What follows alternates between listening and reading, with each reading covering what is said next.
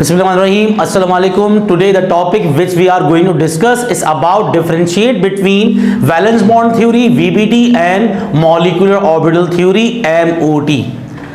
There are some difference between valence bond theory and molecular orbital theory. First difference, according to valence bond theory, only some valence electron are involved in bond formation, while according to MOT, that is molecular orbital theory, bond formation occurs due to the involvement of all valence electron of interacting atoms. For example, according to valence bond theory, when two atoms combine together to form molecule, there is an electron which is in between two nucleus. It is monocentric, and only this electron involved in bond formation. While according to molecular orbital theory, when two atomic orbital combine to form molecular orbital, as a result, the shared pair of electron is polycentric, and other than this electron, all valence electron other than this valence electron, all valence electron between interacting atoms can be participate for bond formation.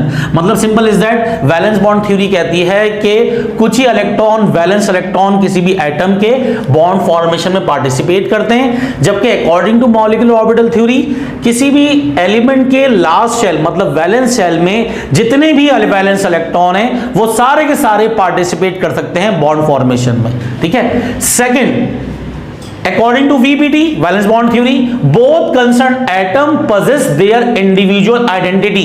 इसका मतलब जब भी दो atom combine होंगे अपनी initial identity बरकरार रखेंगे. अगर s ऑर्बिटल कंबाइन होंगे तो ये आपस में इंटरमिक्स नहीं होंगे. ठीक है. इसमें इंटरमिक्सिंग का कॉन्सेप्ट नहीं है वैलेंस बॉन्ड थ्योरी में.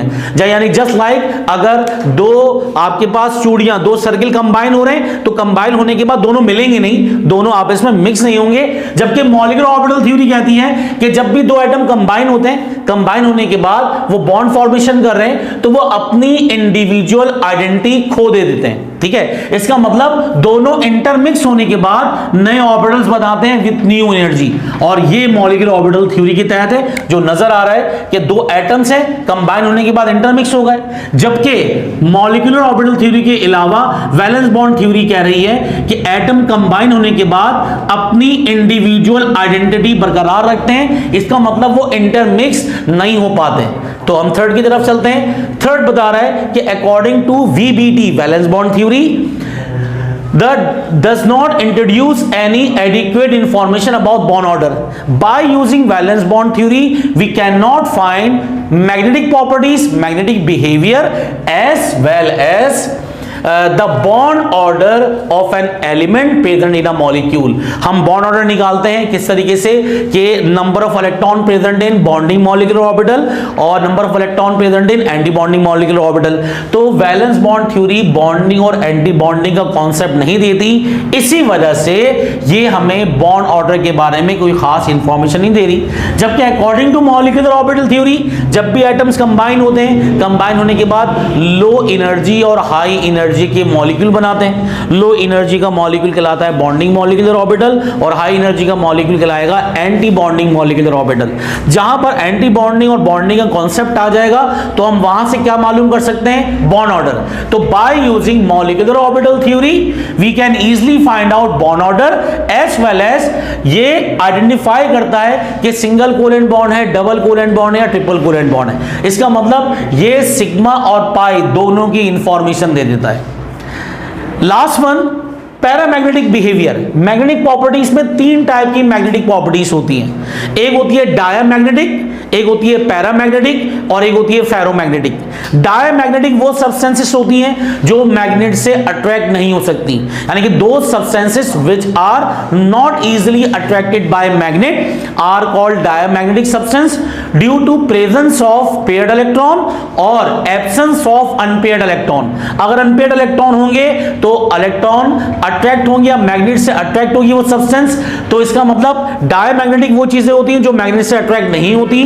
Paramagnetic due to presence of unpaired electron magnet से अट्रैक्ट होंगी, और जिन चीजों को हम मैग्नेटाइज कर सकें वो कहलाती हैं फेरोमैग्नेटिक। सिंपल वर्ड में यहां पे वर्ड इस्तेमाल किया गया है पैरामैग्नेटिक बिहेवियर। तो पैरामैग्नेटिज्म किसे कहते हैं कि दो substances which can easily attracted by magnet due to presence of unpaired electron. तो अब वैलेंस बॉन्ड थ्योरी में पैरामैग्नेटिक बिहेवियर को ये थ्योरी शो नहीं करती, या जिस तरीके से ऑक्सीजन मॉलिक्यूल है इसका पैरामैग्नेटिक बिहेवियर क्या होगा हम वैलेंस बॉन्ड थ्योरी के जरिए एक्सप्लेन नहीं कर सकते। अब according to molecular orbital theory we can easily explain the paramagnetic behaviour of any molecule बहुत ही अच्छे तरीके से। यहां पर हमारे पास कॉन्सेप्ट है किस चीज का भाई, एंटी बॉन्डिंग का भी और बॉन्डिंग का भी, और साथ साथ क्लॉकवाइज एंटी क्लॉकवाइज। तो जब इलेक्ट्रॉन फिलअप कर रहे होते हैं तो हमारे पास bonding, anti bonding orbital, sigma, pi, ये सब की इंफॉर्मेशन मॉलिक्यूलर ऑर्बिटल थ्योरी दे देती है। तो इसका मतलब हम वैलेंस बॉन्ड और मॉलिक्यूलर थ्योरी की बात करें अगर, तो वैलेंस बॉन्ड के अंदर जब भी दो चीजें कंबाइन होंगी तो वो अपनी इनिशियल आइडेंटिटी बरकरार रखेंगी जो केमिकल रिएक्शन के बरखिलाफ है। जबकि according to molecular orbital theory when two atoms combine together to form new substance, मतलब new molecule with new properties, जबकि वैलेंस बॉन्ड थ्योरी में ऐसा नहीं होता। ठीक है, और इसी तरीके से वैलेंस बॉन्ड थ्योरी के तहत जो वैलेंस शेल का इलेक्ट्रॉन बॉन्डिंग में हिस्सा ले रहा है वो हिस्सा लेगा, लेकिन मॉलिक्यूलर ऑर्बिटल थ्योरी कहती है कि इसमें जितने भी वैलेंस इलेक्ट्रॉन होंगे वो सारे के सारे पार्टिसिपेट कर सकते हैं, may be single bond, may be double bond, may be triple bond, और may be coordinate covalent bond. और सिंपल इज दैट कि bond order can be calculated by using number of bonding and और anti bonding electron. तो anti bonding और bonding की information कौन दे रहा है, मॉलिक्यूलर ऑर्बिटल थ्योरी देती है। वैलेंस बॉन्ड थ्योरी में बॉन्डिंग एंटी बॉन्डिंग का कॉन्सेप्ट नहीं है, इसी वजह से वैलेंस बॉन्ड थ्योरी के जरिए हम बॉन्ड ऑर्डर कैलकुलेट नहीं कर सकते। इसी तरीके से यहां पर लास्ट इज मैग्नेटिक बिहेवियर। तो पैरामैग्नेटिक प्रॉपर्टीज किसी भी मॉलिक्यूल के मालूम करने के लिए हमें इस्तेमाल करना पड़ेगा मॉलिक्यूलर ऑर्बिटल थ्योरी, क्योंकि वैलेंस बॉन्ड थ्योरी इस चीज को एक्सप्लेन नहीं कर सकती। तो ये जो क्वेश्चंस है ये आपका शॉर्ट में आ सकता है डिफरेंशिएट के अंदर। उम्मीद है कि आप लोगों को differentiate between VBT valence bond theory और मॉलिक्यूलर ऑर्बिटल थ्योरी समझ में आ गए होंगे। If you have any query regarding understanding what are the difference between VBT and MOT, so you can directly comment और मैसेज। टिल देन अपना ख्याल रखें। अल्लाह हाफिज, फी अमान अल्लाह।